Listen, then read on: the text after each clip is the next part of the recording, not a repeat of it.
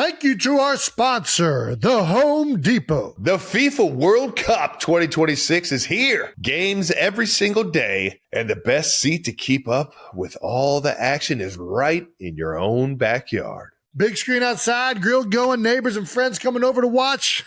Now that's how you host. As an official supporter of the FIFA World Cup 2026, the Home Depot's got what you need to get the backyard match day ready. That's right. Whether it's a projector screen setup, string lights, little patio furniture, the Home Depot will help you make your yard the go-to spot. And with fast, free delivery on over 2 million items, you can focus on setting up the ultimate backyard fan zone instead of making trips to the store. So, as we welcome the world to our backyard, get your home watch party ready with an assist from the Home Depot. To learn more, visit homedepot.com/FIFA World Cup 26.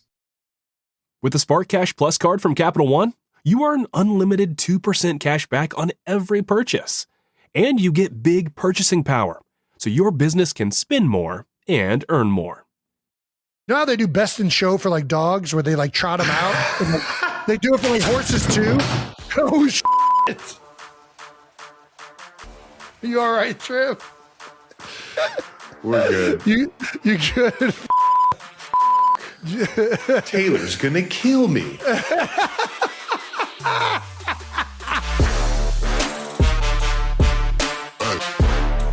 Welcome back to New Heights, ladies and gentlemen, boys and girls of all ages. This is a Wondery show, and it is brought to you by Intuit TurboTax. How about it? Don't forget to pay your taxes. We are your hosts. I'm Travis Kelsey. This is my brother Jason Kelsey out of Cleveland Heights, Ohio.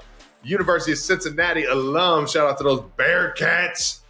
Subscribe on YouTube, Wondery Plus, wherever you get your podcasts, and make sure you follow the show on all social media at New Heights Show with 1S. We got a lot of fun clips throughout the week, and especially coming up to Super Bowl weekend. We're going to have some good shit. And Jason is right now is going to tell you about all the wonderful shit that we have coming up on this episode specifically. That's right, 92%ers. We've got another great episode. It's Super Bowl week. We'll preview the big game, and we've got two incredible guests to help us do it. That's right. Cooper Kupp and Julian Edelman are on the show right now today, and we're going to let them kind of tell us what they think, as well as what's to come for Super Bowl 60. But before we get into that, let's get into some of that new news. New news.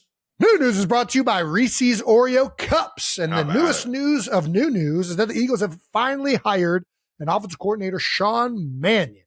How about it? For those of you that are unaware, Sean Mannion's past and what he is I guess what his lineage is. He has been in the McVay tree pretty much his entire career. He was with the Rams briefly under Jeff Fisher, but for the most part, he has been with Sean McVay in the Rams. He's been with Kevin O'Connell in the Vikings, and he has, more importantly, only been coaching for 2 years under the Matt LaFleur tree in Green Bay. So he is very well versed in that specific coaching tree. What does that tell me? That system, that tells me the Eagles offense is going to look drastically different. That's a signal that the Eagles are going to try and move into where a lot of the NFL is going, which is a lot of the run, play action, motion offenses that are really spreading across the league because they've been very successful. Yeah. A lot of this stuff is rooted in the Mike Shanahan, Gary Kubiak lineages back in the 90s, Denver Broncos era, Terrell Davis, John Elway, and rooted in outside zone, boot. These offenses are doing more duo. Don't forget how well that tight end can thrive in these offenses with little Shannon Sharp, man. Oh, you're right. Uncle's a part of those Broncos years. This is a signal that the Eagles are going to change drastically, and probably change in a way that a lot of Eagles fans want them to do. There's been a lot of noise throughout the year about, stagnant offenses, limited route receiver, route trees, a lot of things that Monday morning quarterbacks have been showing clips of and getting Eagles fans fired up about.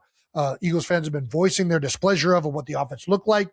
This is a clear sign that is going to be drastically different next year.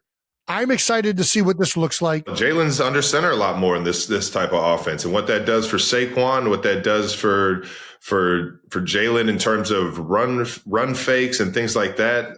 Obviously, he's always been a kind of in the gun kind of quarterback, but I think there's something about what this offense, this style of offense does to help a quarterback if he just dives in and accept it. Now, don't get me wrong, it's Jalen Hurts. They're going to do stuff out of the gun because that's where he's comfortable, and they're going to kind of mold this thing around him because he's the signal caller. But at the same time, I'm interested to see, how they're going to be using these big offensive linemen in the outside zone and all the different variations of it. It's going to be fun to see how it all kind of unfolds. Yeah, I think you bring up a good point about it molding around Jalen Hurts. I think it'll be interesting to see how much this offense for the Eagles next year does look like a lot of these other McVay, Shanahan tree coaches and what he did in Green Bay with LaFleur, versus what the Eagles have had success with Jalen Hurts and the skill set that he has. When they had Malik Willis playing this year, they did a lot more of gun runs and zone reads and things like that. Jordan Love will do that stuff as well. The one thing I really like about Sean Mannion is that he has familiarity a little bit in that stuff as well, especially as a quarterback coach. He understands, how do we utilize the strengths of the signal caller. You saw Jordan Love develop when he got to Green Bay and become a better player. So there's a lot of things that I like out of what appears to be Sean Mannion's, not just his past experiences and players he's coached, but also how those players have developed and gotten better. I also like that he's a fast riser, right? 2 years and all of a sudden he's an offensive coordinator. That tells me that there's a lot of other coaches that are speaking very highly of this guy, right? Yep. You don't get an opportunity like this without a lot of people vouching for you this early. I'm excited to see what this thing looks like. I really am. People in Philadelphia are getting what they asked for. They're going to get a completely different version of this highly skilled and highly powerful offense, as well as everyone's coming back healthy. So it's good. It's definitely going to be something that's is going to be fun to watch. No doubt. There is still the question mark. I mean, the big thing everybody's talking about, he's never called plays, right? That's the big negative. And most of the really good play callers that are doing a great job currently in the NFL already have jobs, right? There was a guy available, Mike McDaniel. He took the LA job. Brian Daboll takes the Tennessee job. So, who else do you get that is you feel really confident in? They decided to go with the guy who's up and coming and has a lot of interesting backgrounds and ways to kind of shift and mold the offense into something new. And we're just going to have to wait and see how he is as a play caller. I hear you. And don't get me wrong. Having Andy Reid as my play caller my entire life, I have been the most fortunate of having a really seasoned play caller that knows when to dial these things up. But at the end of the day, there's going to be, those big time situational plays where, you're really leaning on the coach to put you in a good spot. But at the majority, I think, of the time in the NFL, you're going out there, you're having to make something work. And so at the end, you have the players there, and it's just the accountability and making sure that it all meshes well and that the coaches are putting them in good positions. But at the end of the day, going out there and making those fucking plays is what's going to change the game. No doubt. And there's a question in here. What does he have to do to win over the Philly faithful? It's not complicated. You go out there and win games and you have a good offense. There's not an easy way to do it. Sometimes you got to kick the biggest. You got to go jail rules, right? When you go to jail, there's a lot of intimidating You don't people. know anything about jail, Jason. Well, I hear this, though. I hear this from people who've been to jail. I've heard it in movies, so it's got to have some truth. You go up to the biggest, baddest guy, and you start a fight, right? To set the tone that I'm not to be fucked with, right?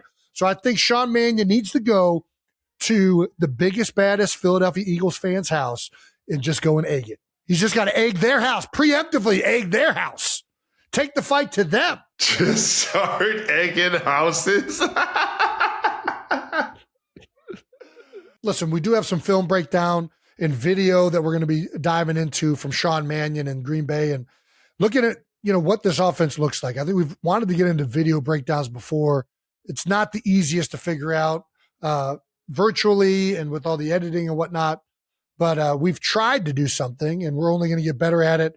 Yeah, so we're going to be doing some film breakdown of why we like the hire, why we don't, what we think it'll incorporate into the Philadelphia Eagles offense, as well as just watching ball. I love watching, talking ball, and Green Bay was doing some really cool, interesting things. So, keep a lookout on the YouTube channel for when that comes out. And, we also have a special guest at the end of the episode today. You guys are not going to want to miss this. Who was not the biggest fan of Kevin Patullo, as you guys might remember. We got Sam Salvo, the young man who went virtual for saying that Kevin Patullo should be flipping burgers and A.J. Brown needs to start packing his bags at the end of the episode. He's a young star in the making, and we're going to have him on to talk about this new hire in Sean Mannion. Can't fucking wait.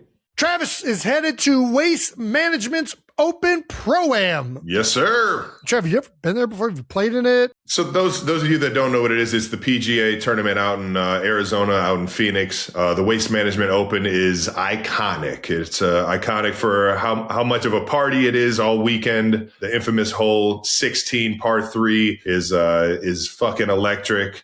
They create an entire arena around a par 3. It's done like no other hole in golf, and it's epic, man. I've always wanted to play in it. I've always wanted to, well, obviously play in the PGA, but I've always wanted to actually play the course while this grandstand is there, and it's pretty fucking cool that I'm getting the opportunity to. That's right. Well, famously in the past, the tournament has had to suspend alcohol sales because it is that wild, folks. Waste Management does not mess around.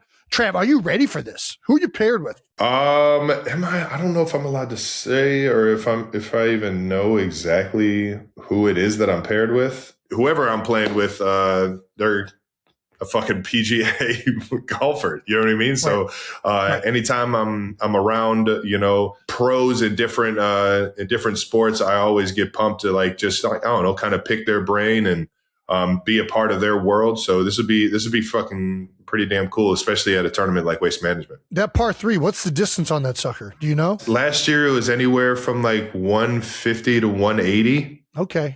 So it's not like a crazy distance. I think they give people the excitement that somebody might jar this. It's not like the hardest green to hit. It's not like a 230 where you're like trying to choose, or am I hitting a long iron, or what am I doing here? Yeah. I can't fucking wait. I'm fucking pumped for this. I haven't swung a golf club in 3 weeks. This will be so much fun to just go out there and try not to hit one off of the fucking nozzle and smoke somebody in the stands, which would also be hilarious.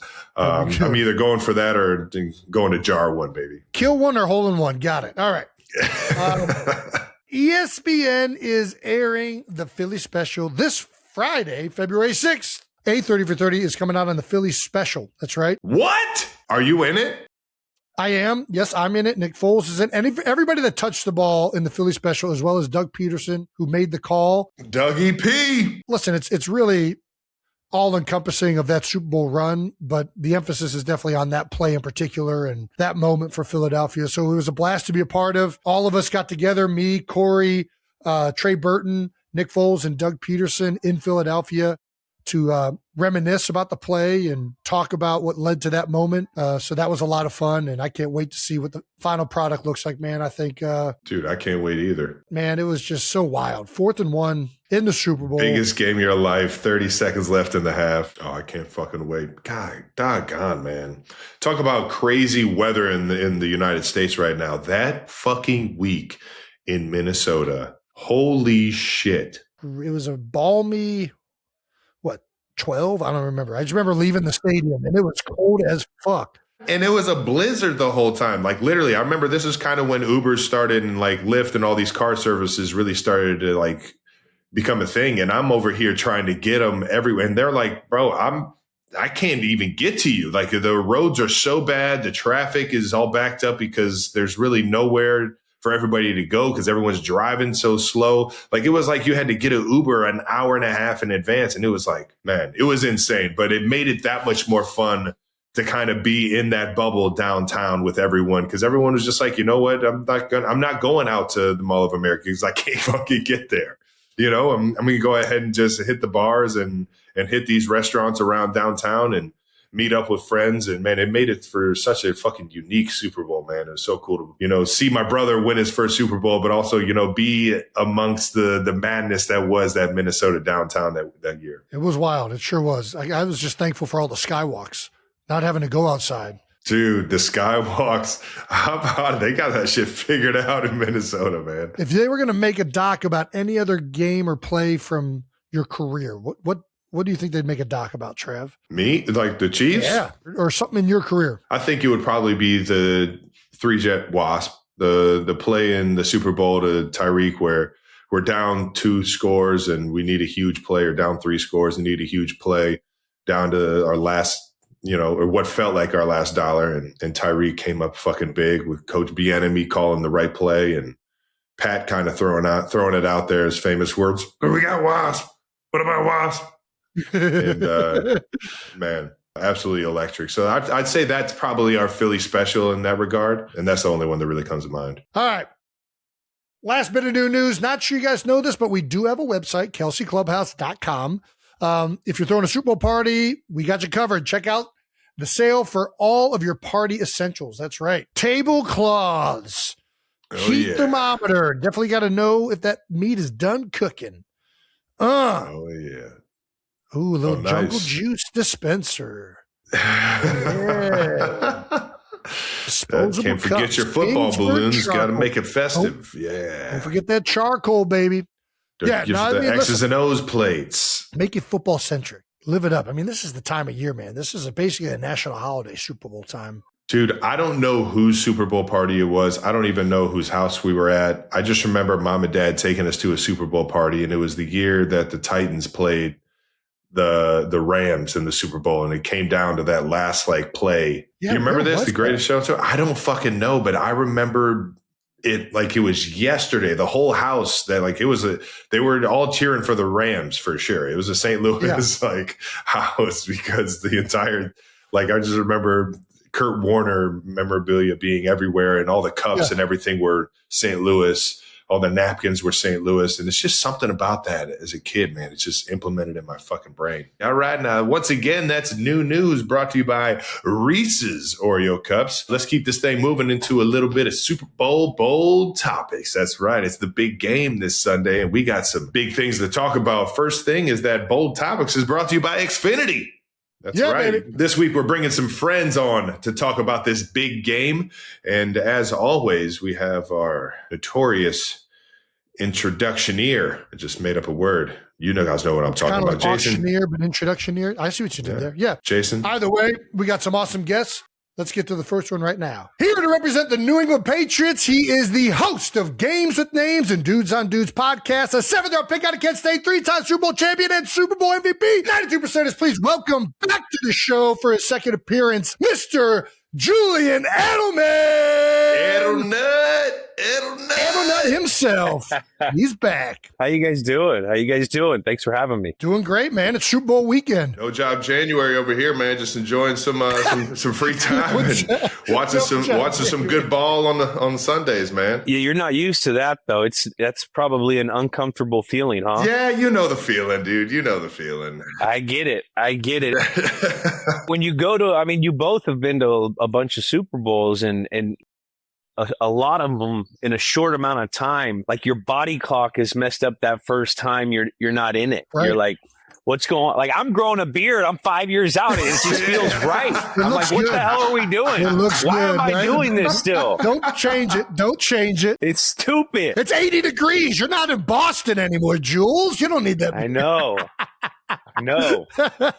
All right. Well, should we get right into the Pats? What do you think? Let's do it, dude. How you feeling? What's your confidence level for the Super Bowl for the Patriots? Well, I'm excited. I'm super excited. And I am very confident with the Patriots going into this game. Yeah. There's been a lot of talk about the easy road, the schedule, young football team going against a juggernaut.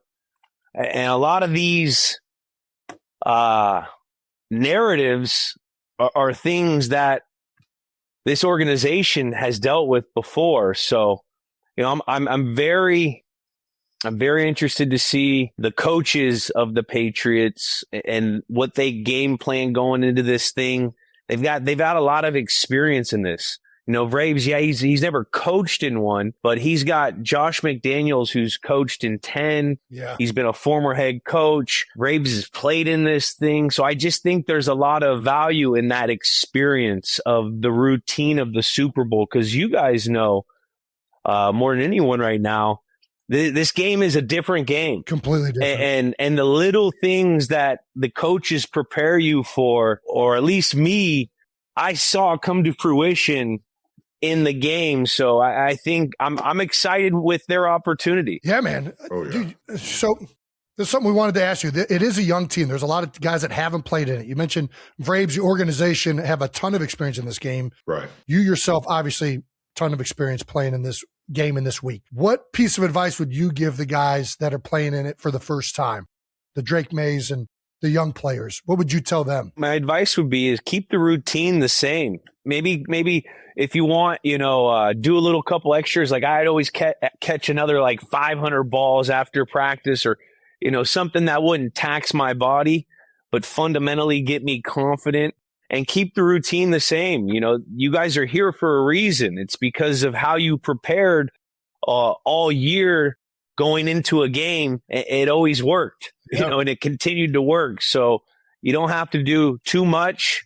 And then one last thing I would tell them, be prepared for a marathon, not a sprint. This game is it's longer. Yep. Be prepared for, spurts of rhythm throughout the game and take advantage of that. Yeah. But know that this is a long game, and the team that wins is the team that makes the least amount of mistakes, not the team that makes the most plays. Right. If you watch, it's the team that makes the least amount of mistakes, left tackle, jumping off sides, a receiver not breaking hot on a hot route and it's an interception, the quarterback not getting the right protection, things that we're not going to see, that you need to check the box every, play when we're evaluating our plays after the game. Like, just don't have those negative plays. Yeah. The team that has the least amount of those wins. Yeah. Dude, it's crazy you say that, because a lot of the times in these big games, especially early on, you feel like you got to be your greatest. You feel like you got to make that extra, that crazy one-handed catch when no one expects you to make the play. But it's really just those little things that, you're getting that cutoff block on the backside. So if that thing, peels back to you, so you can get 6 yards. Exactly. Just so you can get a few yards and get downhill. Now you're not playing behind the sticks and things like that. It's such a easy concept to talk about, but when you're in it, man, you want to be your best, and you want to be the fucking one that catapults the guys to the next game or to the win. And it's like, man, if you just go out there and focus on doing those little things, the jobs, those big plays, when the instincts are when you're in it and those big plays need to be made, you'll make them by just being you. You don't got to be an extra version of yourself. So I'm so with you on that, man. Absolutely. And then and it sounds easy. Oh, hey, just do it. But the distractions and the the pre game ceremonies and the 28-minute halftime. Yep. There's so many different variables that make it so much harder than a regular game. Yes. You know what I mean? So that lull, it's not going to be a sprint. This thing's not going to happen after, you stop, you hold the team 3 and out, you go and score. Oh, this game's over. No, this thing's going to be a marathon. They're always close, more than they're not. Right. Which they can get to not being close. They can be a blowout, but more than not, it's usually a close game. Have you talked to Vrabes at all? Yeah, I talked to Vrabes week 3 when they lost to this. Who'd they lose to? Was it the Raiders? Or no, it was the Saints maybe. I had the Hall of Fame induction. Vrabes came to the ceremony, and that was one of the last times they lost. But yeah, we talked a little bit. He kind of busted my balls, said I went a little long on my Hall of Fame speech, and told me, he goes, Jules, hey, just to give you a reminder, halftime, I know you're going to speak to the crowd and everything. Just remember, it's 12 minutes. All right, bud? It's 12 minutes in the regular season. What a guy. You missed him by 1 year, right? In terms of playing with him? I missed him by 1 year. He got signed to the Chiefs. I got drafted in. But we used to go to the Kentucky Derby together, and we had so much crossover that, I feel like I played with them. And the stories about Vrabes lived on past Vrabes. Oh, I'm sure. Just in the locker room. I can only imagine, dude. If you got a good one, please share, man. He's a Northeast Ohio guy, so watching Vrabes at Ohio State and then obviously at the Patriots is like fucking, I feel like he's like a part of my family for some reason. It was always like, hey, Vrabes would have killed you for getting on this taping table as a rookie before this guy. Like little things like that. And then you always heard, coach would reference, other coaches would reference, Vrabel would have ate that up on scout team or this guy was one of the smartest football players that we've ever seen.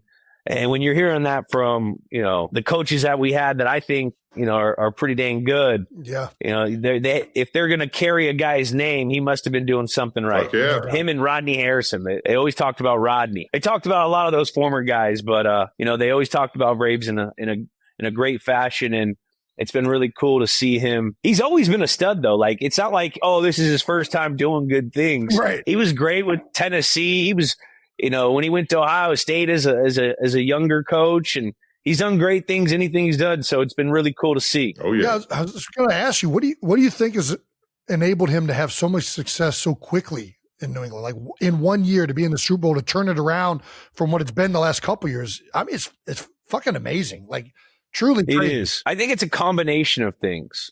I think RKK, Mr. Kraft, making the right call, getting the right people in the building at the right time. I think it's the relationship between Elliott Wolf, Stretch, Vrabel, whoever's getting the players in. They've hit on a lot of their free agents. Milt Williams been lights out. Spillane's been lights out. Diggs in the offensive side's brought a new attitude to that receiver room. And then they have 11 rookies that they've drafted on the team. So, they've been hitting on guys they brought in, guys they've drafted, and Drake May having Josh McDaniels this year, I think, has been huge.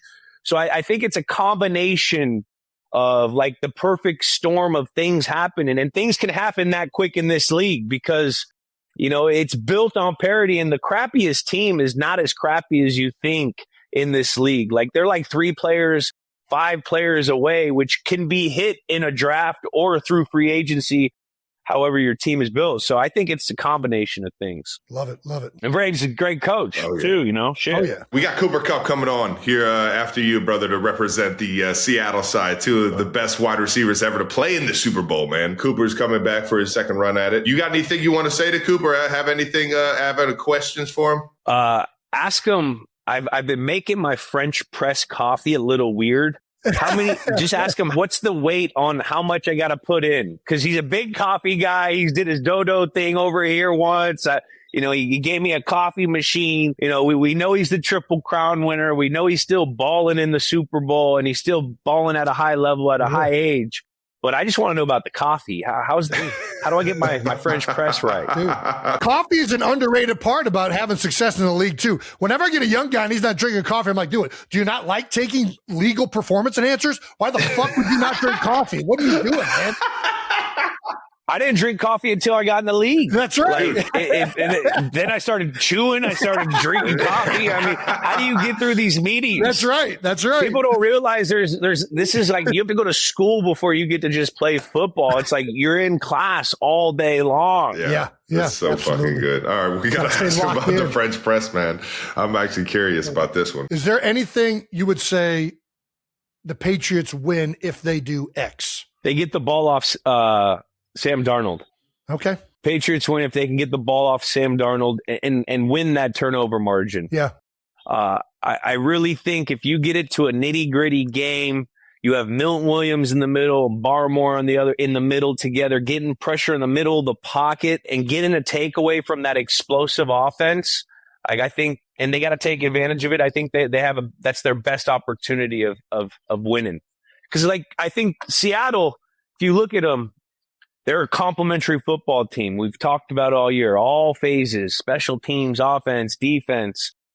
But when they've gotten to hairy, nitty-gritty games with teams, they've been able to beat them with all their units. I don't think they could do that with the Patriots. They're pretty damn good on all 3 units too. So I think when they get into a hairy game with a team that can nullify them on special teams and not give them an explosion play, or maybe hit them with the explosion play with Marcus Jones at punt return or kickoff. Like, I think those are the types of teams that they struggle with, because then it presses on to Darnold to making a play. They got to get more in the drop back. They can't play on schedule with their run game always. Yeah. So getting the ball off Sam, getting that pressure in the middle of the pocket, I think it'll give them their best chance to win. That makes sense, man. I love it. Makes all the sense in the world. Interior pressure. If you look at like all the Super Bowl teams that have won over the last few years, I mean, you look at dominant D tackles and controlling the middle of that freaking line of scrimmage, and it disrupts the run game, and then it pressures the quarterback. Everybody wants to talk about edge pressure. There's something about that interior pressure. Milton Williams and Barmer are freaking balling right now, both of them. Well, especially as a pocket passer. You know, Sam, he's athletic.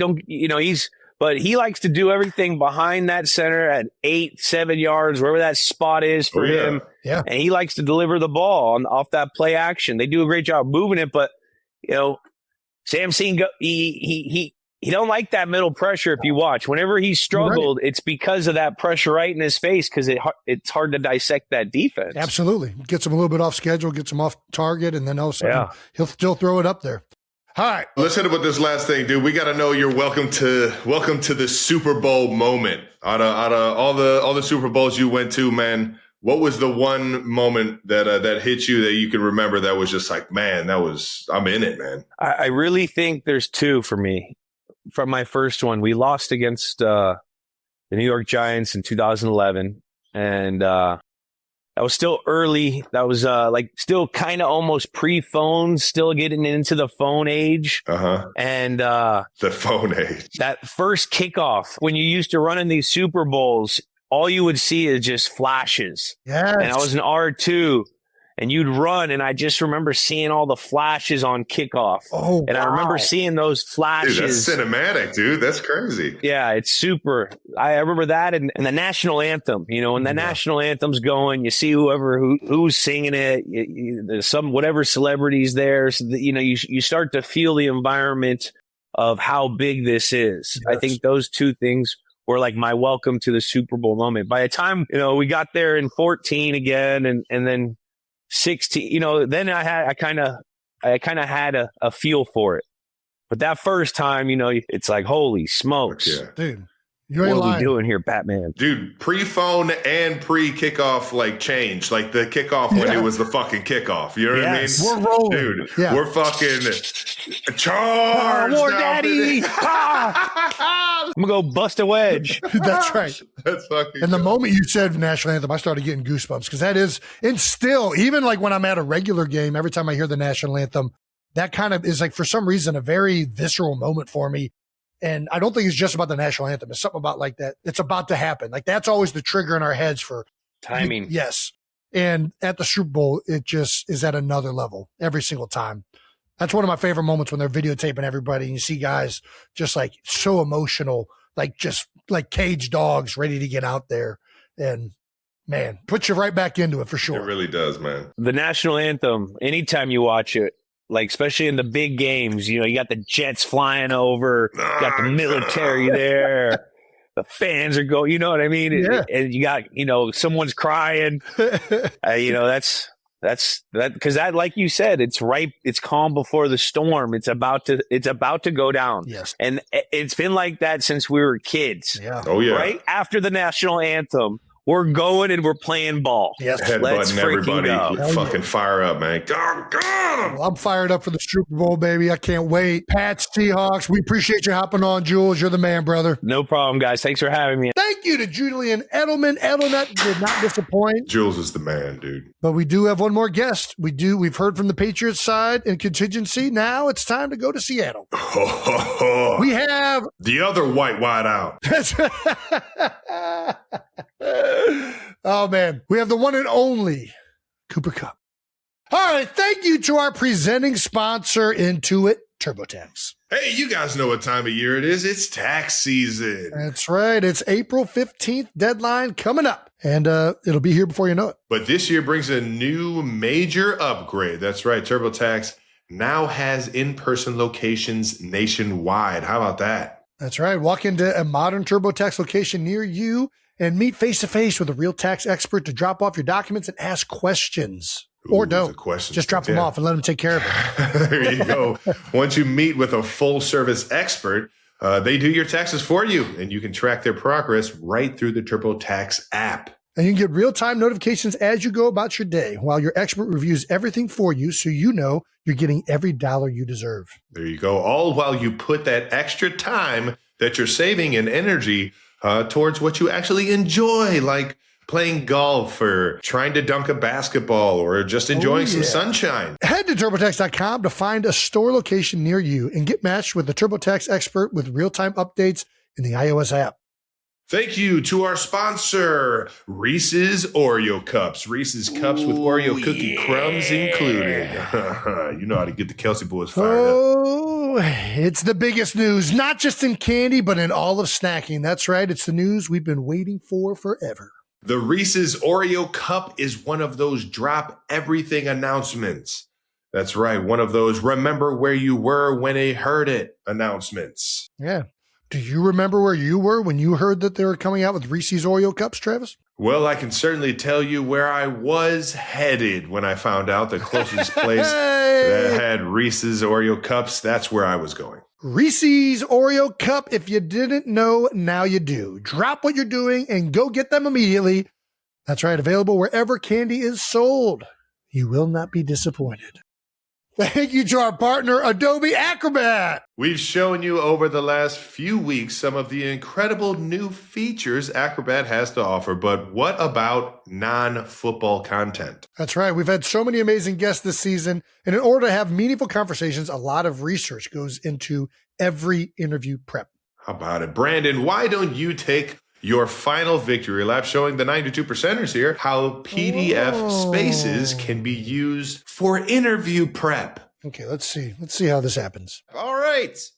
Thank you. Final victory lap here. The last thing I want to talk to you guys about with PDF Spaces is that it really helps take the stress out of interview prep by organizing the team's research and providing trustworthy citations and sources. Always double check what you're reading on the internet.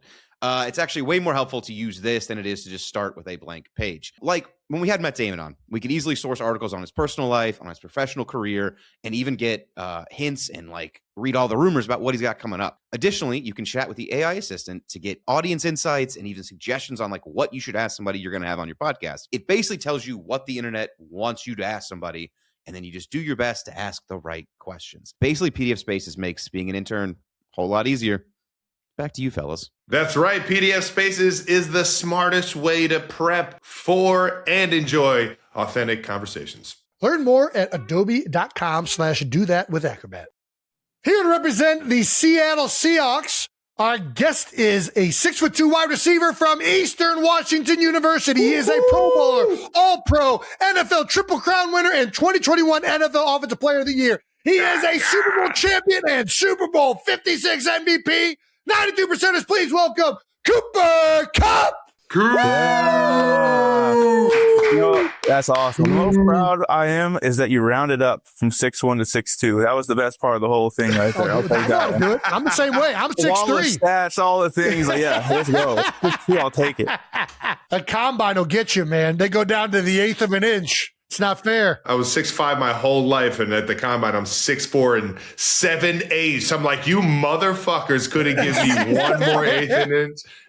You learn a lot at the combine, man. You learn a lot, even about yourself. Like, oh, I had no idea I was that short. That's crazy. I'm that slow? I thought I ran a 4.7. I didn't know I was running a... Hey, you're telling me. You're telling me. Yeah. Yeah, wanted to jump it off, man. Congrats on the year so far, man. NFC champs.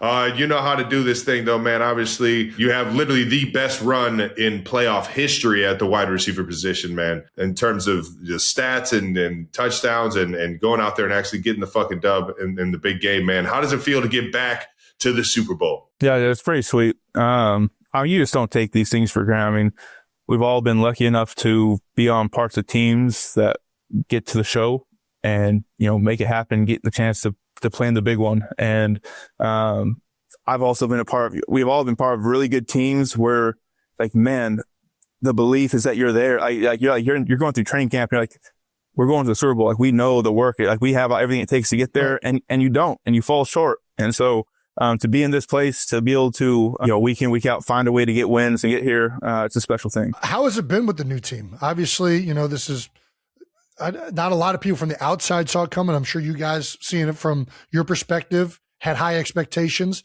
What's the team camaraderie been like all year? How has it been being in Seattle? It's been good. I mean, obviously it was a new experience coming over here with the new team and all that. But there was a belief early on, like you said, it was exactly what Mike McDonald said up there on that stage. We did not care. It was like this whole thing, like all the narratives, all this other stuff. It's like, no, we're just going about our business. We're going to handle our stuff. And it was that from day one, from OTAs on. It's like, man, we're just going to do what we do and get better and better and better.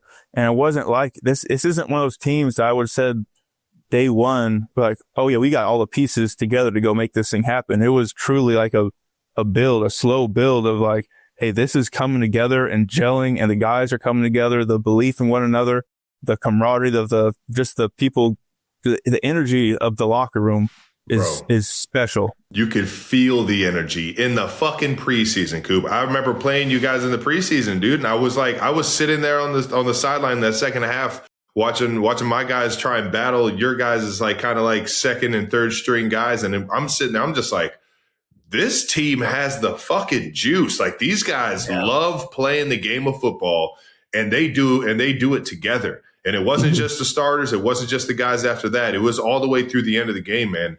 And when you see guys loving to play the game together like that, man, having that energy, having that excitement is the start of it. And then from there, you obviously have great coaches, great leaders.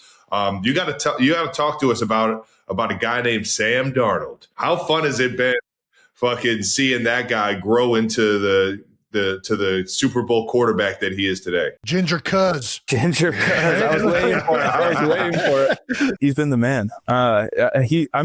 Honestly, quarterbacks in general, they are on the highest pedestal of like, you do not have a whole lot of time to prove yourself before you get counted out. And for Sam Darnold to do what he did, going through this time with the Jets, with Carolina, all the scarring that happens, that's like, man, everything that's put on you that's saying you aren't this anymore. Like, you're not that guy.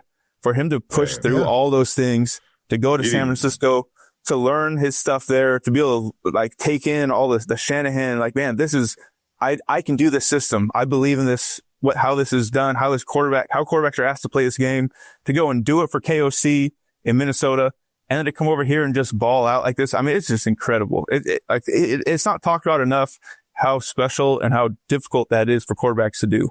It is not an easy thing. And he's kind of, he's gone against, common belief about quarterbacks and how it works, so it's just special. I could not agree more, man. And like, listen, I keep getting asked like, who are you rooting for in the game? And like, I don't really have a horse in the race. Like, I like storylines on both sides, but it's hard to not want this to happen for Sam. It really is. Cause I think anybody that's been in the league and struggled through it yourself and had to persevere through ups and downs, like, it is very difficult, especially once that narrative throughout the league has already been set. It's hard to get that next opportunity. Exactly. And for him to be able to do this multiple times, have to reaffirm himself, and to have the year he's had on a special team right now, like, it's hard not to root for the Ginger Cuz, man. What's the better Ginger Cuz? What's the better nickname, Ginger Cuz or Buddy? Oh, come on now. Maybe he feels a different way about it, but don't call me Buddy. Don't call me Don't Buddy. call you Buddy? I got a little ginger in the beer. If they were calling me Ginger Cuz, I'm like, I'll take Ginger Cuz. Don't call me Buddy. Call me Ginger Cuz. I'm checking out. So yeah, I'm at a gas station getting something. You call me Ginger Cuz, that's fine. I'm good. Don't call me Buddy. Don't call me Buddy. I'm pretty sure we had our guy Matt Stafford on here talking about how you're attending early QB meetings. You still in the QB room? I'm still in the QB room. They can't get me out of there, man. It's my room now.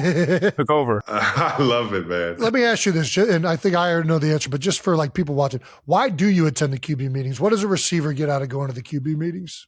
Yeah, well, I mean, for me, it's the QB perspective. Like, I want to hear. I want to be watching the film with the quarterback when he's taking his notes, when he's kind of diagnosing, okay, these are the things that I'm seeing. These are the things that even like give me concern, that maybe the coach, it's not from the coach's, it's from the quarterback's perspective. This is concerning to me.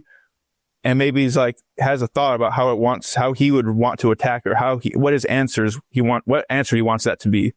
I get to be in there, and I get to be at the genesis of it all. But then the other part of it is to be in the meetings themselves, because now, like, in the receiver room, they're not going to touch on the progression of a quarterback. You know what I mean? Like, they're not saying, hey, this is 1 high, 2 high this way. It's like, no, we're running a bench route. You know what I mean? And so I want to know on the backside, if I'm running a China route on the backside, well, how much time do I have? Am I first in the progression? Am I fourth in the progression? Because that really changes how I'm going to run my route and when I can be ready, when the quarterback expects me to be ready for the ball. You know what I mean? I love this. Did you ever play a little quarterback? So my dad was a quarterback. Okay. So my dad was a quarterback in the NFL for a couple of years. He backed up. He was third string to Troy Aikman, and then Jason Garrett actually beat out my dad for the third spot with the Cowboys. So my dad. Yes, so I learned receiver from my dad, a quarterback. So like when I run a route, I wasn't getting told what to do as a receiver. I was getting told, no, you can't do that because the quarterback's not going to like that. You know what I mean? Yeah. So he was on me early. He was on me early about like sticking my foot in the ground. Like, no, you have to indicate. Your indicator's not good enough. Sign language, man. You know it. That's it. So indicator, what's we're talking in code to this fucking fat boy, yeah. I don't know shit about an indicator. What's this? I gotta use my body to communicate to the quarterback, right? I want to, like, he's gonna see me 20 yards away, and when I make a move or do something, I'm gonna do something that's indicating I'm breaking down and I'm gonna be in the spot that you're expecting me to go, right? Because he's gonna be letting the ball go when my back's to him. So he needs to know, like, man, hey, it's happening now. I need to be able to put my foot in the ground when I'm breaking in or out and how I'm rolling. So I can't just you can't just ooze into like a deep out route. You got to like put your foot in the ground, be like, I'm going now. You know what I mean? So he knows that it's moment. Kupp, I think, and that's so good. That was a great way of describing it. I think what you do that's different from others is that you're giving those indicators to the quarterback, but you never give those indicators to the defense. And that's so hard because the defense is watching those indicators. And I do a whole lot of bullshit to make up for my speed. Like I'm doing skips and things with my shoulders and things, I'm doing all this shit just to get this much separation, where you actually have the speed and you have the shoulder lean and you give none of those indicators, as well as like when you want to really get open on a double move and things like that. But you're giving the defense no indicators that you're going to be going one way or the other. And that keeps the timing of these routes so true. And it's why you've always been mirrored up with your quarterback so well, man. Yeah, I appreciate it. Yeah. Try to do it as I ran a 4.6, right? So like, I got to do the hop and skip and I got to do the little jack. Now I got to do a little bit of this speed. You know what I mean? You got it all. You got it all in the bag. But I'm a lot of those deeper routes. You don't have all that ability to really get into that kind of stuff. So that's what you don't have the time. Exactly. I get it. Well, just gonna ask. Like, listen, you were in the Rams for a very long time with one head coach. What's it been like having a new head coach and Mike McDonald? Right? Like, is it been different being offense versus defense? Like, how's that been for you? Offensively, if you don't have a great day, it's okay because the coach is going to be so pumped at how good a practice went. Right now. You know what I mean? That's interesting. You know how it goes. It's like, oh, hey, the defense had a great day today. It doesn't matter what the offense did. Hey, bring it up, boys. This is a great day. Where before, it didn't matter. Like, it didn't matter what the energy was of practice. If the offense wasn't on it, it was a terrible day. Getting crushed. Getting absolutely crushed. So that's nice being on the other end of that side of things. But honestly, those two guys, like Sean and Mike, both on two separate ends in terms of the offense and the defense, but they are doing it at the highest level of those two sides. Yeah. And so it's cool to see it. And I like to sit in there with Mike, and I used to sit in with Sean and be able to talk through stuff and be able to talk like, the 500, 600 level football stuff. And now I'd sit in there and I used to like, I could like, talk. I'm like, yeah, I can live at this place and like communicate. And then you start talking to Mike and you're like, oh, I don't know what I'm talking about. Like this defense, like defense is a whole nother world that, maybe you think that you understand what you're doing offensively and you're attacking stuff. But there's a whole nother world out there that you don't understand. and the depth of it, and I'm reminded of that over and over again as I play in this game. The depth of detail that there is in the NFL it's an ocean. It just keeps going, man. Yeah, and it's different the way it is in different systems. Like cover 3 is just like such a generic term for a way that everybody thinks about what that is, right? And how it's taught versus like different formations and clusters and what teams do specifically in their progressions and how it changes week to week. No doubt. Yeah. You obviously played with Matthew Stafford for a long time. Now with Sam Darnold. What are the differences between those two guys in particular? One's got red hair, one's got gray hair. It is great though, being like Matthew's thing when he comes in. It's like, oh, I've seen that. Like any look. Oh, I saw that. 2012 week 4. Like they brought that same pressure. It's like, okay, you're ridiculous, dude. Like, yeah, that's crazy. Like, you can't compete with the experience that he has, because it's not just the experience. It's not just time. It's like, it's memory. It's like he has all that stored in this database. He's like an AI center, and it's like it's built into his brain, and he's just like pulling these things. Like, dude, I can't keep up with you. You're just rolling. And for Sam is so processed. It's like, man, he's seen a lot. He's been in a lot of different situations, and he carries that stuff with him well. But a lot of it is his process and his preparing through the week. It's like, man, he's so on. Hey, I'm in here until 7 o'clock. At 7 o'clock, I'm moving on to my next thing, and I'm on it.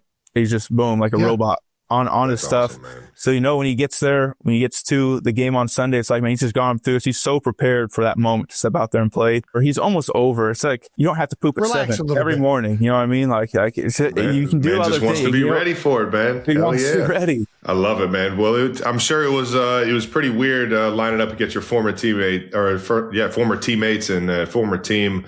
But you were in quotes saying it was cool that we had to go through the Rams. The script writers did a good job with that one. I'm glad you're a believer in the script writers as well. They were definitely writing the script for me and Jason to go to the Super Bowl when we started this New Heights podcast. So. Yeah, you remember the meetings. Yeah, it's good. Exactly. That was crazy, wasn't it? I mean, and like I said, I've touched on this before, but there's so many guys in the playing that game. No one wants to make it about themselves and what it's my story, but like in my world, that was a crazy story for it to play out how it did. Yeah. That was wild. Were you in those defensive meetings letting them know about all of McVay's tricks up their sleeve? And I've always wondered when a guy goes to the other team. No, it's hard. I mean, you can't I know a lot of the stuff that they do. I don't know if it's changed, but I can sit there and be like, okay, yeah, looks like I know that signal. I know what this, maybe some of these hurry up offense, what they're doing. But how do you, as a coach, how do you tell the defense oh, hey, don't listen to what my call is. I need you to listen to what they're doing. And then, you know what I mean? And they know and McVay knew you were over there, and that could be a possibility. So they're changing signals, and all of a sudden, you can get caught in a tough position. I just had to ask this. Exactly. Yeah, no, it just doesn't. I just don't know that it really works. It's a little. Yeah. I think there's little things, little pieces hey, this little indicator maybe of something. But that's it's a broad thing. Hey, this might indicate, these kinds of plays are coming.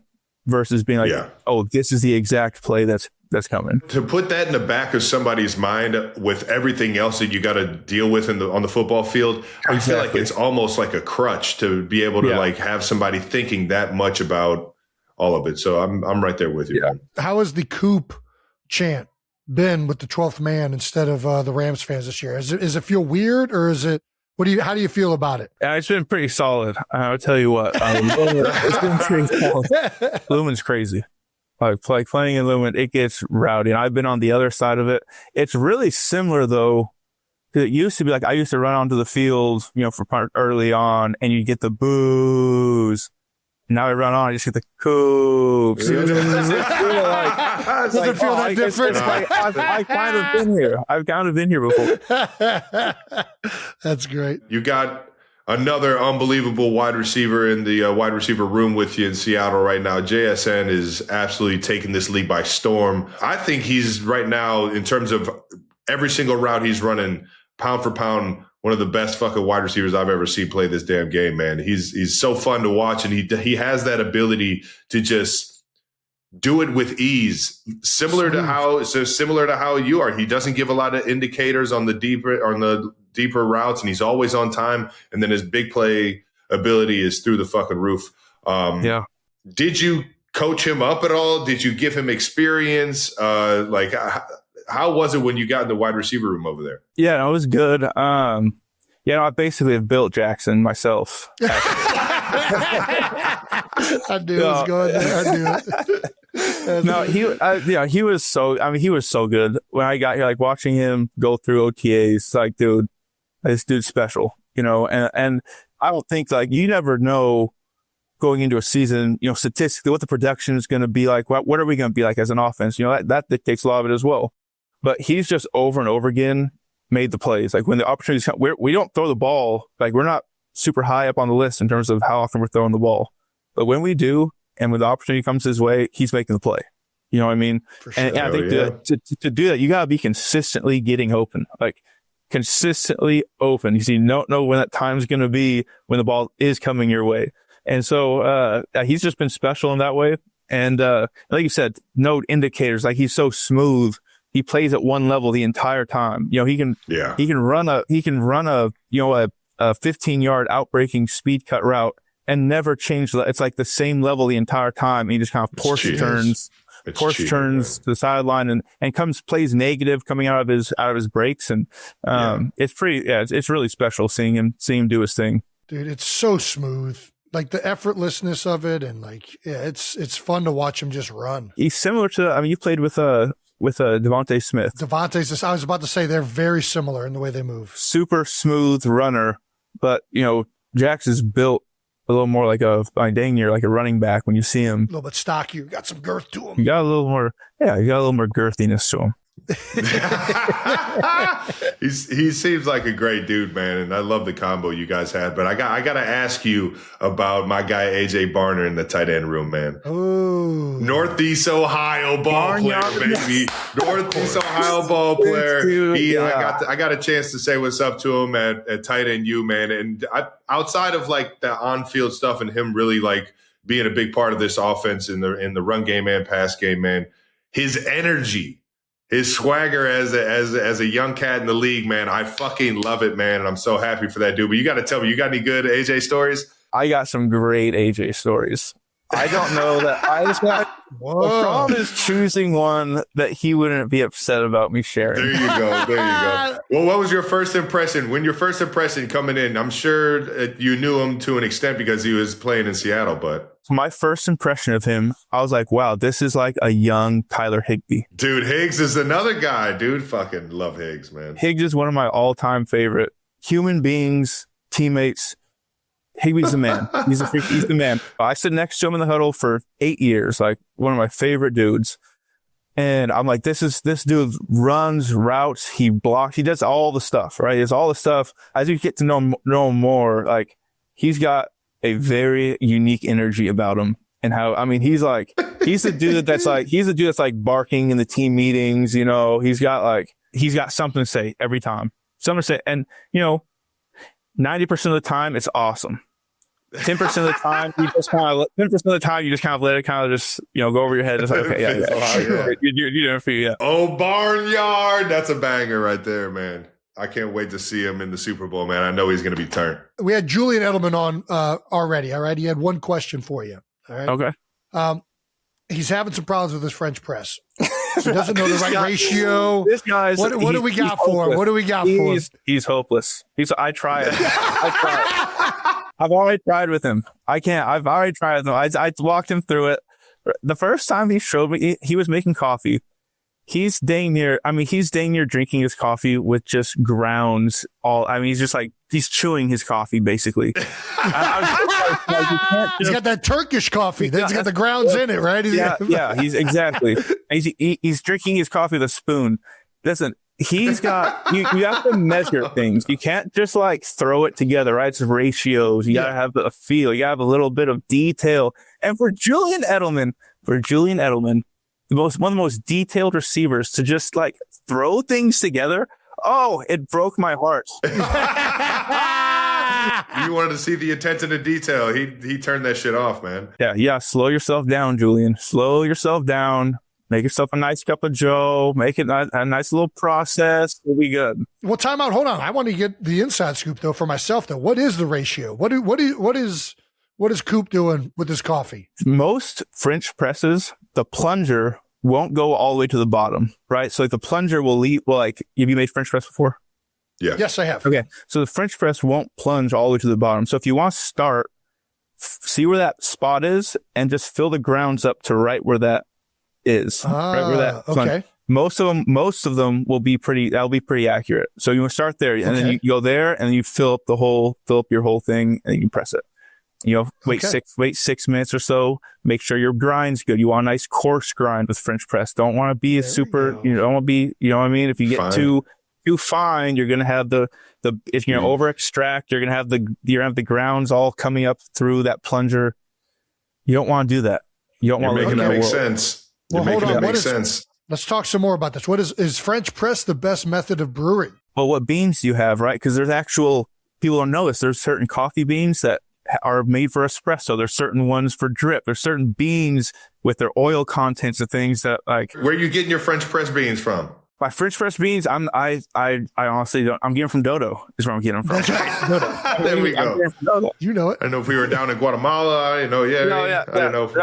The Guatemala's a good one. We got some good ones from Guatemala. It would do a good French press. I've done French press. I've tried getting a Mocha Master. I've got an AeroPress. Grinders. I've tried the beans. I've not mastered the beans. I'm not jacking the beanstalk yet. Are you going to be in Santa Clara this week? Oh yeah, we're up there, baby. Come by. Perfect. Dude, can I show you the grinder I got? This will show you how this will show you how novice I am. I'm going to show you the grinder I bought. You're about to get this, dude. You're going to see the attention to detail of a Pro Bowl center. This dude is there. He was the one that broke out the directions as a kid for the Legos instead of just putting them together. Yeah. I hope this that he dude just brings a hammer. He's been waiting to ask you this forever. Yeah, this is great. I hope he just brings a hammer and it's like, I usually just use this. I just hit the beans until they look good, and then just dump them into this cup. Coffee grinder. I want it to be on record. I fucking hate this goddamn industrial ass fucking coffee grinder. Kylie from the stairs. That's great. how you know it's about to be a fucking hammer. I'm ready to save the day. Listen, you guys send me his address. I'm going to send him a whole setup. It's going to be so dude, easy. We're going to send you two addresses because I need this too. Yeah. You let me know, send me the address. I'm going to send you, it's going to do everything for you. You're going to be able to measure out what you need. It's going to grind them how you're supposed to have them. It's going to do it all right. Because people come over to our house all the time. And they're like, oh, this is so good. This is great. Like so much better than I make at my house. And it's like, yeah, because you're making it like a caveman. But you take this out of the wall? That's what the looks like something. What the fuck is that? That looks like an old Dell computer, dude. Yeah, what the fuck is that? I bought an industrial coffee grinder on accident. I thought I was getting a home one, and I got this crazy. That's crazy. That looks like something that, goodness gracious. If it's a gun safe, that thing's crazy. Dude, that's hilarious. That's the biggest coffee grinder I've ever seen in my life.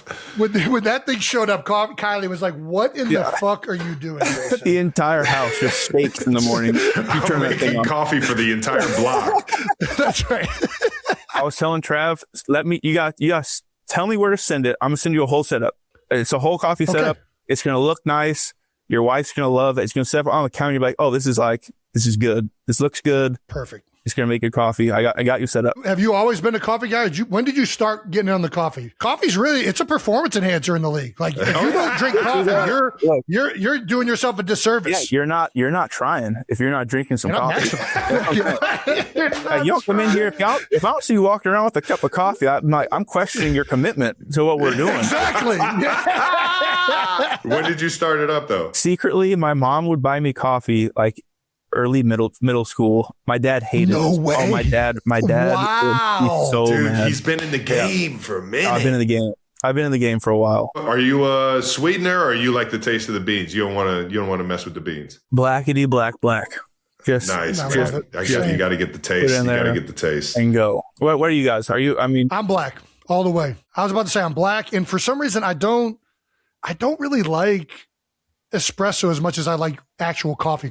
I will do espresso. Like I don't discriminate, especially after like a nice dinner. Yeah. All in on the espresso.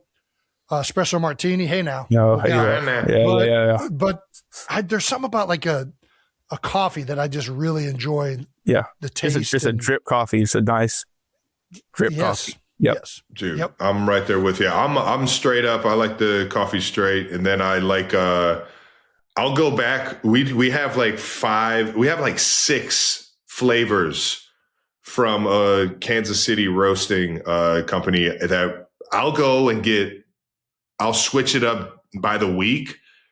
I'll go and get like a dark like roast, and then I'll go back and get like a nice hazelnut, and it'll like the taste of the beans will make it feel like I have like a sweetener in there or something, but it like kind of changes the notes. The beans themselves have flavor. Oh yeah, you know it, man. The way they roast it. Oh, it's the fucking best, man. Very interesting. We got one last question for you. All right. Do you have a welcome to the Super Bowl moment? You saying like, well, I can't believe that I'm playing in the Super Bowl, or like the one where you get hit really hard and you're like, oh, this is a Super Bowl. Either one you want to go with, yeah. Man, I don't know. I mean, because my first Super Bowl, I was on the sidelines. I had a torn ACL in 2018 against when Julian Edelman won Super Bowl MVP.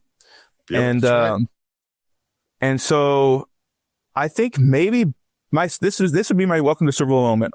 Standing on the sidelines and feeling the chaos on our sidelines when Bill Belichick decided we're going 6-1 the entire game, completely change your game plan, show something you've never done before, and just show up in the Super Bowl saying, this is what we're going to do. And we're going to do it every single snap. That was like, oh, this is a Super Bowl. Like this is like the guy that can sit there and make that decision. You know what I mean? It's insane to even think about. Belichick has been in the news a lot recently with everything, and regardless of any of that stuff, that was one of the most masterful, well done coaching jobs, to be honest with you. Like, and it wasn't just 6-1. He was like waiting for the headset to turn off so that Sean could check the play in, right? Mm-hmm. Oh, and then when it got checked, he would move it to something else. Yep. That game was wild to watch. It was crazy. He was doing, you've seen like the mic'd up where he was like, hey, where is he? He's watching Sean. It's like, hey, we're going to show one thing. Mike clicks off at 15 seconds on the play clock, and it's like, boom, okay, now we're getting into what we're doing. Because we were so much at the line of scrimmage that year. Sean really calling things all the way up until the ball snapped, essentially. And that was insane. But I mean, for Bill to come out and do that, for his plan being, I'm just going to watch Sean, and we're going to wait until he calls it, and I'm going to change it. And we're just going to do this thing, like, we're putting 6 guys up on the ball. We're going to knock out the mid-zone run game. Third down, they still did the Bill Belichick. They had their Stephon Gilmore on Brandon Cooks. They doubled Robert Woods. Like, they still did the same thing that they always do. But that was a baller move by old William Belichick. William Belichick. Slick Willie. I lied. I got one more question. What do you think? What does Seattle need to do to win this game, brother? What are the keys to victory for you guys? You think? We've said this over and over again, and it's cliche. It's cliche. What are we gonna say? Well, don't turn the ball over. Run the ball. Like, what do you got? No, but I do think it comes down to us. It's like, hey, be us. Be the people that we've been all the way through this thing. It's been our process, and it's been like, it's kind of a joke now, I guess. But Mike gets up there and for a team meeting, and he wants to have some words for us, and you want to be like, man, bring some like juice or something. It's like, no. We're going to go out there and be us. Like, that's our thing. That is what we do. We go out there and we run through people's faces. We're going to run the ball. We're going to pass the ball. Our defense is going to run and hit. This is what we do. And it's why we are in this position right now. And so we're not going to change that. We're going to go out there and do the things that we've done to get us to this place. And that's all you can do. That's all you can do anyways. So we can talk about it all we want, but they are who we thought they were. Exactly. I love it. Coop, man, you're the fucking man. I can't wait to catch you out there and talk some French press, dog. But wishing you the best, man, and go out there and get you another one, brother. Thank you, guys. Appreciate it.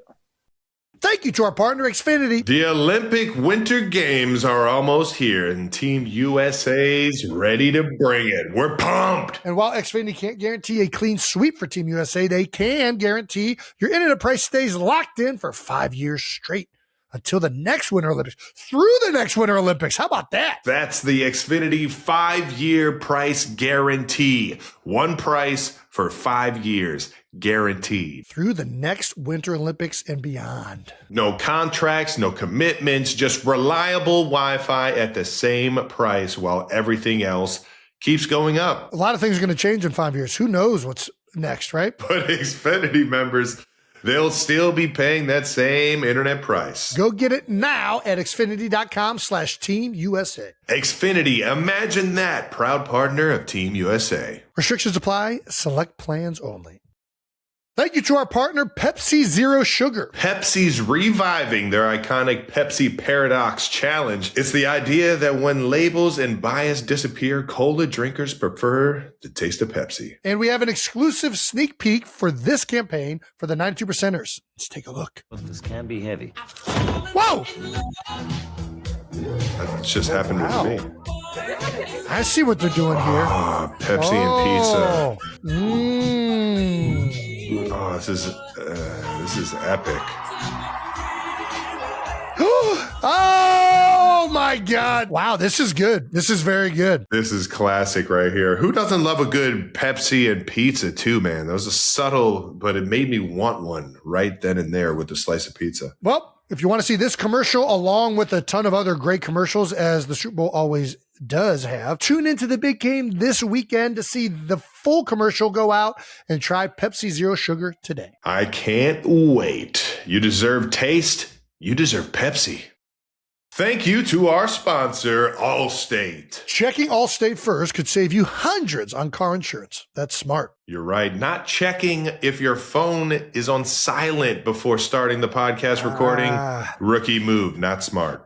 Yeah, sorry to everyone who heard my ringtone the other day. Sorry about that. Yeah, checking first is smart. So check Allstate first for a quote that could save you hundreds. You're in good hands with Allstate. Potential savings vary, subject to terms, conditions, and availability. Allstate North American Insurance Company and affiliates in Northbrook, Illinois. All righty, thank you to Cooper Kupp. Once again, that was Bold Topics brought to you by Infinity. Ooh, man, he was awesome. Dude, he's the best. I can't wait to learn about coffee. I feel a little bit more confident than you may, but at the same time, a French press is a different world. Yeah. Let's wrap up this episode with some stamps of the week. How about that, Trav? Hey, nah. Stamp of the week is brought to you by Adobe Acrobat. Oh, man. Who doesn't like a nice organized app for everything you need documented? All right. Who we got here? Stamp of the week, stamp of the week, stamp of the week. What is this? Punch? Somebody punched their hair off? You didn't check out this clip? Watch this one. This guy was wearing the toupee. Uppercut so vicious it knocks his hair off. Oh, no. Oh, no. Oh, no. What do you ask for? How did he ask for that? You just go into the barbershop and ask them if they got any toupees? I don't know where you get the toupee from or how it's adhered down or if the barbershop, I don't know a lot of those details. Oh, this second picture is crazy. I think he won the fight though. Did he win? Yeah, I think they later threw it into the crowd and I think he won the fight. I mean, he was a good sport about it. He definitely was not too nervous or shy about it. He was living it up after that, kind of dancing around. Could you imagine catching that? Dude, no. I can't imagine getting a toupee either. But that shit's fucking hilarious. Make a nice coaster. Koozie. Yeah. Got some great nominees here. We have Philadelphia Phantoms. Kai and I went to the Unrivaled game in Philadelphia. And quick shout out to these guys. They broke a record for the most regular season pro women's basketball game attendance of all time. It was 21,409. It was packed to the rafters. This Unrivaled thing is awesome. They do a great job. The production quality was fantastic. A lot of people were geared up for women's basketball. It was a really cool event. What else do we got? Rochester Nighthawks goalie Rylan Hartley for stamping Vancouver Warriors defensive Steph Charbonneau. Let's take a look at this. Ooh, indoor lacrosse. Dude, I always think it's funny how big the goalies are in indoor lacrosse. They just got all this pads on. Oh, no. Oh my gosh. Oh, That that's is- a defenseless receiver right there. That's what I That like is to what see. we call. Yeah. And Oh, then the yeah. brawl afterwards. Come here. I don't know there's what a that fucking guy's mad about. There's a fucking few brawls going on right What are here. they mad Dude. at the goal? I don't get why they're mad at the goalie. That was a great clean hit. That's all I saw. Are you allowed to do that in lacrosse? I mean, you're allowed to do it in lacrosse. Yeah, you can do some lacrosse.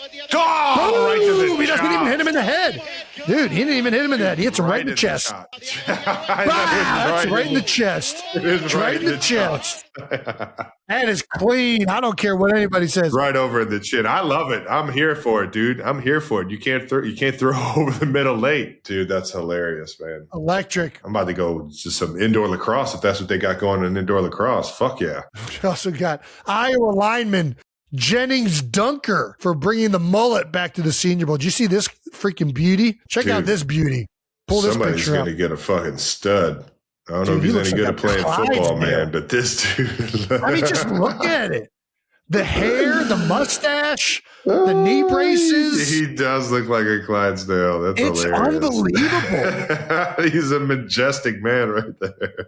If you were going to design an offensive lineman in a laboratory, this is what he would look like. I mean, look at this guy. This is hilarious. How many beers a day do you think this guy drinks? I don't know. He's probably by the case. He doesn't even count him by the beer. Dude, this is giving me an idea, though. I don't think they should. You know how they do best in show for like dogs where they like trot them out? And, like, they do it for like horses too? Oh, shit. Are you all right, Trev? We're good. You good? Fuck. Taylor's going to kill me. The best in show got me. Best in show for the dogs? Like I think Dude, how best in electric show for would the it be? offensive line. Yeah. Just At have a the bunch of offensive combine. linemen treading their stuff out. The quarterback's walking them around on a leash, and they fucking who put them up needs on it? the table. You got a guy measuring their ass and their belly. We can't be putting guys on leashes, but I hear you. Fair enough. No leashes, but you get them up on the stage. You got a guy measuring they like getting their stance, and they like see if their ass is in the right spot. I don't know, man. Just I think the this would be prance. an electric All I need is competition. the prance. Just prance around. I want to see how this guy prances. He's a prancer. It's like the what's at the county fair, they got like what is that called? When you got like the best pig, the biggest pig at the show, like prize pig right there, won the whole county fair. What are those called? Do you know what I mean? Fucking, I don't know. I get some help here. Somebody help Jason. Going like a stock show is what you want to do? Yeah, but like the prize pig. It's just I don't know if this bit's going to end well for us. Did you guys know that he was also a Iowa Meat Day hay bale champion toss winner? I mean, this is all. I mean, between the name, did we know? No, but does it say it? Look in at how him! he Look at prances? him! Look at that guy!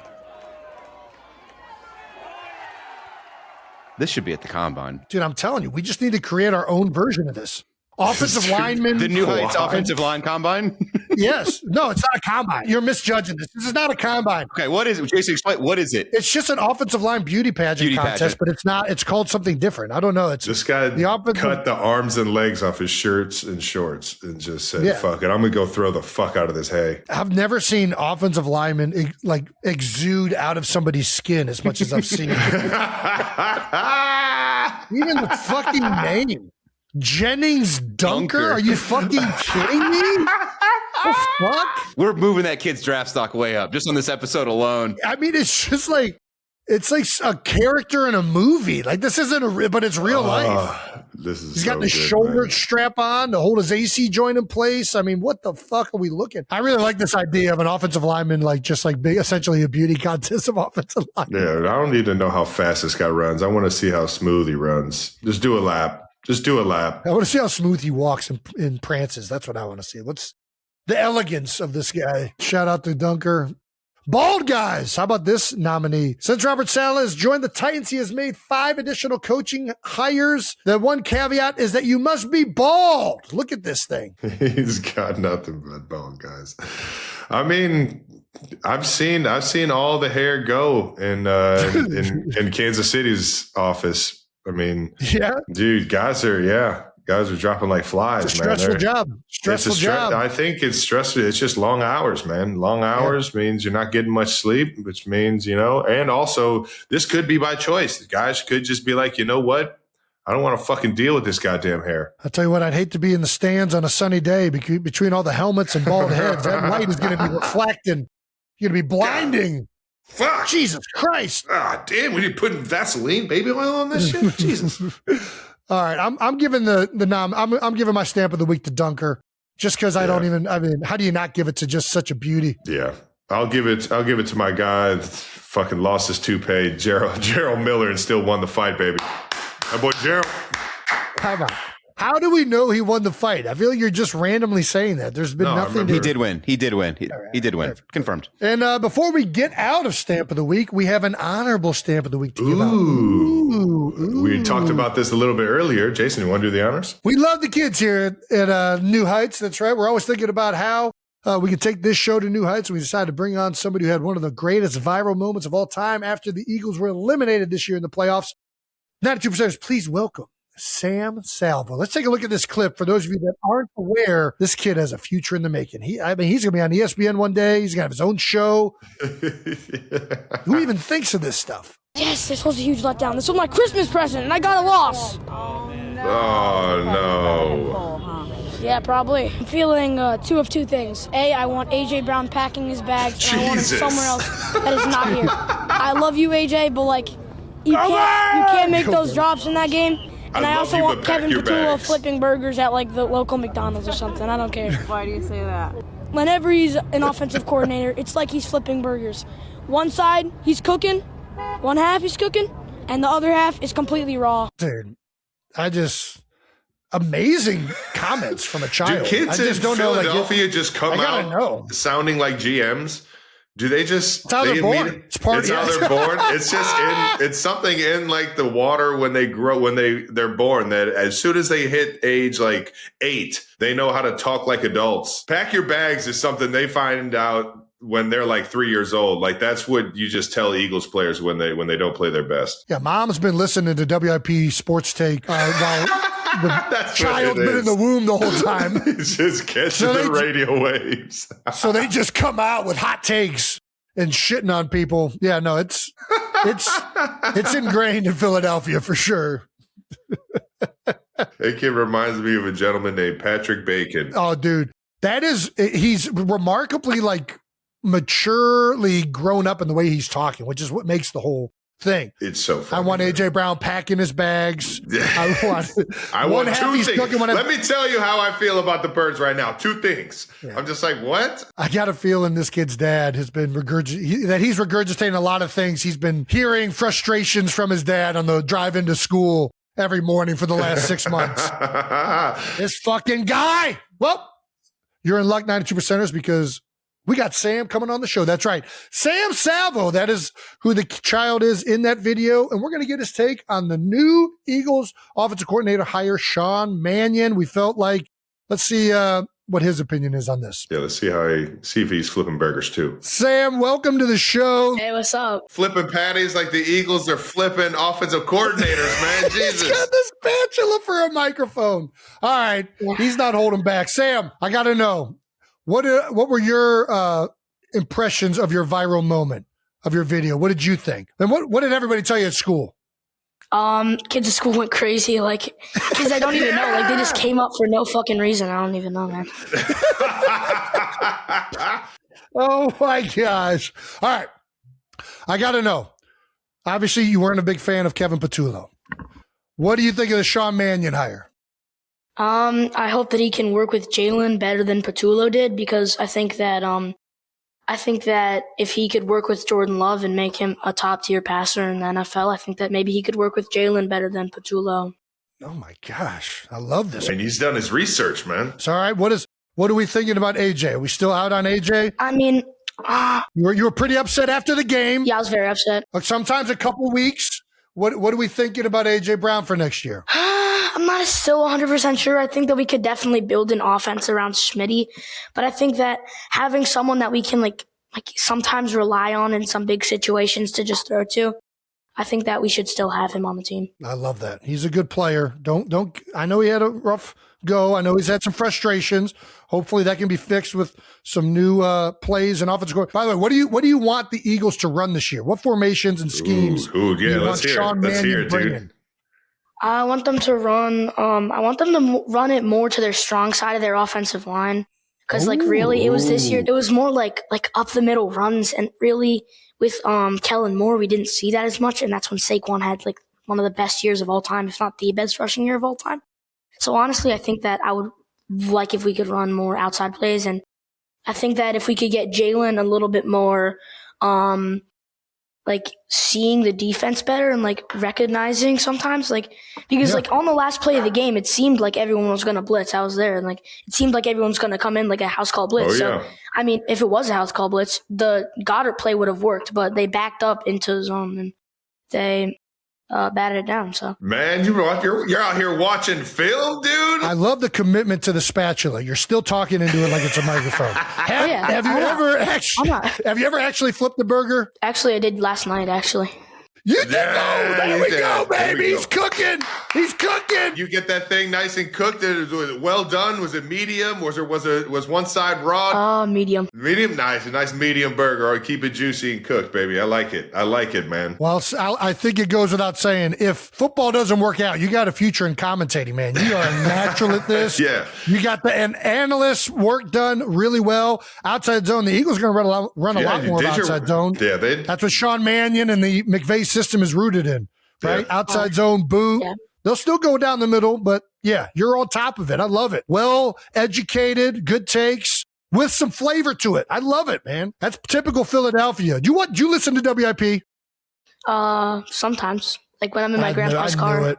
Yeah, I knew it. I knew it. There it goes. I love it. He's a natural. He's a natural. WIP, man. Get him a segment this year, man. Once a week. See how the new OC's doing. Who's your favorite player on the Birds right now? Who do you like? That's a tough question because I really like Cooper DeJean. Coop, yep. Coop's got the juice. I probably gotta go with Jalen Carter. Jalen Carter, JC, baby. That's a bad man in the middle of that defense. That's a big old sunbuck right there, man. You ever seen him in person, dude? Nah.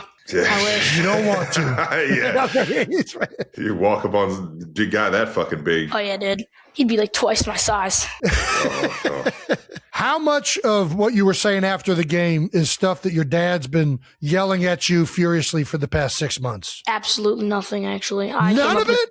I came up with pretty much every single word except the part that I want A.J. Brown packing his bags, because I wasn't sure 100% about that, but I'm 100%. I still want Patullo flipping burgers. No questions asked. He's sticking to it. He's sticking like to it. I love it. Fan, man. Appreciate you, Sam, dog. Thank you for the bit that you had on the Philly news. And also, man, thank you for jumping on, dog. We'll have to circle back. We got to get you back. Yeah, we're going to need repetitive updates. How do you feel about that, Sam? That'd be amazing. You guys are like my idols. Who's going to win the Super Bowl? Patriots all the way. Patriots all the way. Yep. I think that even though Drake May hasn't played his best ball during the playoffs, I think that he's going to come up huge in this game. Okay, that's a hot take right there, Sam. I like his hot takes. Dog. He's very direct. He's very direct. The man knows what he wants. Sam, before we get out of here, you want to give anybody a shout out? Anybody in school? Any of the homies? Yeah. First thing, can I shout out all my friends at Table C at Wissahickon? Table C! Okay. And can I also shout out my friend Derek Sanders? Derek Sanders. D. Sanders, shout out to DC. There, DS. DS, there you go. Yeah, my bad. What are you shouting out Derek Sanders? Is he just your friend? Yeah, he's my friend. And also, one more thing to say, we got merch now, so buy some merch. Buy some merch. There we go. Nice. He's a natural. Get the plug in. He's a natural. Sam, well done, brother. You killed it. We'll have to follow up and catch you next year and see how the Birds are doing, man. Oh, absolutely, man. All right, dog. Enjoy it, You're the man, brother. Before you go, is Paul there? My dad, yeah. Hey, Dad! 1 sec. Sorry, my he's a little bit slow. He's slow? All right. Don't worry about it. Here you go. What's up, boys? What's up, Paul? What's going on, big guy? Has this kid always been like this? This kid's been wild since he came out of his mom's womb. Bro, this kid's crazy. We play in this touch football league down in Villanova, and he coaches the team. It's like all the kids. And I go in to play quarterback because whatever. And he's screaming from the sideline, "You're the biggest bum quarterback in this league." I'm like, "My man, you're supposed to be coaching me. You're the 5th string quarterback on this team." I'm like, "Bro, don't tell me how bad I am." He gets a little nervous, but when you let him go, he's a funny cat. Oh, you can tell, man. He's a freaking firecracker, man. I love it. Well done. I'm sure that's a handful to deal with, but it's also a lot of fun, I'm sure. So way to go, Dad. That's awesome. Hell yeah. I appreciate it, boys. Yeah, it's fun. But you know what? That'll put him in a headlock and drop him to the ground in 3 seconds. You got to. I do not hesitate, boys. I really appreciate you guys having him on. And it was a blast for him. He's been looking forward to it. He looks up to you guys. I don't know why, but he does for some reason. I think because Travis Scott Taylor, he's like, that's my guy. Jason, he's got a good beard, I guess. So. I love it, man. Well done, man. I appreciate it. Appreciate you, big guy. Appreciate you guys. Thank you so much. All righty, that's Sam Salvo and his father, Paul. I still think that Sam's probably repeating a lot of those things that Paul's saying, but either way, that kid is something else, man. You can tell. Paul, you can tell where his personality put him in a from. headlock a few times. Yeah, exactly. Dude, that whole family. Electric. Absolutely. All righty, that wraps up Stamp of the Week, brought to you by Adobe Acrobat. Any more final thoughts before we close this thing out, Trav? Super Bowl 60, we're going to be out there. A lot of things happening this week. I think we've kind of already talked about it. Obviously, huge Vrabel fans. Drake May's got his opportunity to, implement himself into, Super Bowl stardom. And I just think it's going to be a great game because Julian came on here, talked about, how the Patriots and their coaching staff and they just have an ability to kind of control the pace of every game that they're in and then make the right decisions and the big plays when they need to be made on the offensive side. And that defense is good, man. And then on top of that, you got Seattle, who's got the juice. They got the energy. They got the excitement. They got the big play ability. They got the ability to grind it out in the run game. It's just it's going to be a fucking fun matchup, man. That defense flies around, and I'm sure they'll make Drake May's job a little bit harder than it's been. And I'm excited for a fucking great game, but I do think that Seattle's got what it takes to kind of come out on top on this one. I can't say I'm not here rooting for Sam Darnold, man. I love that story. I love who he is as a dude, how he stayed true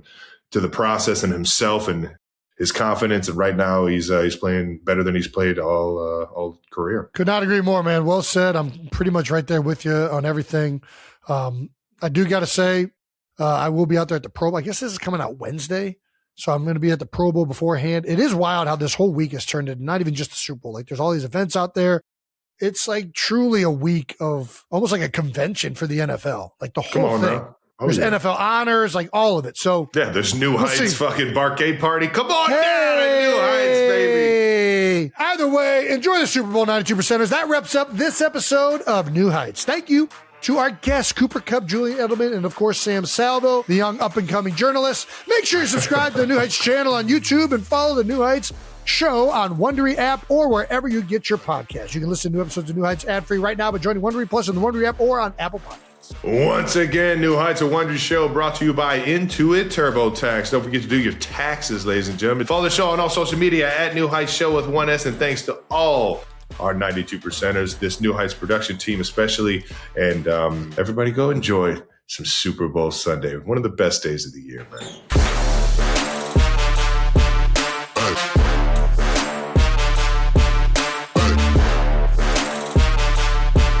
Sam's going to be the king of Table C. Yeah. The Table C boys are going to love that. You have to fucking give them a chance to shout out the boys. Shout out your boys. Shout out your boys. Yeah. The Table C boys. Him and Derek Sanders are just going to run the third grade. Did you guys see me? Did you guys see me? They're getting kicked out of class, guaranteed. Their swag, their confidence is going to be way too high. They're going to think they're fucking way too cool. Man, there is something electric about having kids on. Mr. Stefanski, you're going to be flipping burgers. Do you know who you're talking to? I'm Travis Kelce's best friend. You fucking talking to me? I dig it though. I dig the kid's vibe. I don't know what it is about him, man. I just like the confidence. To Sam's teachers, we apologize immensely. Yeah, no doubt. He's not walking in normal on Thursday. We're so sorry. We're sorry. But just put him straight to fucking in-school detention, actually. Don't even give him a chance to Do not put him back in show gym pop. up. Put him right against nose against the wall. Speaking of kids, do you guys hear Benny just screaming right now? Is that audible? Yeah. Should I try and... It makes the TurboTax ad read better, I think.